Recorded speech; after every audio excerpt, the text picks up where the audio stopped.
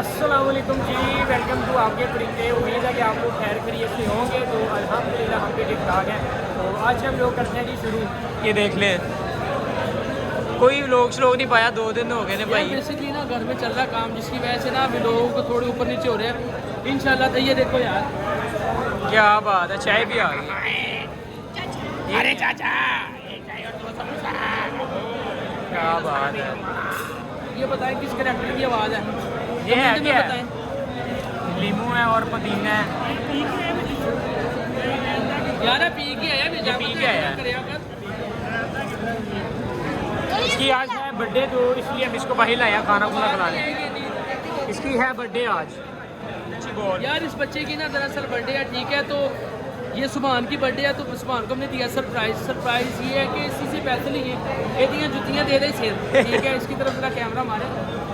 ये बच्चा बड़ा तेज है माशाल्लाह, अल्हम्दुलिल्लाह। हाँ जी। और अभी खाना हो नहीं आया ऑर्डर यार। खाना बस ये आ गया। आपने देखा होगा पुराने व्लॉग में भी हम इस जगह पे थे। अब ये दरअसल हमारे पास बड़ी फेमस जगह, ठीक है।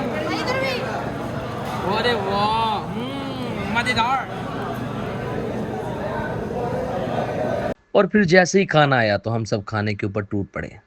सब ने जी भर के पेट भर के खाना खाया। मैंने तो ड्रिंक से हाथ ही नहीं उठाया और जिशान साहब ने मिर्ची मटके की जान नहीं छोड़ी। मैंने भी खूब जी भर के खाना खाया।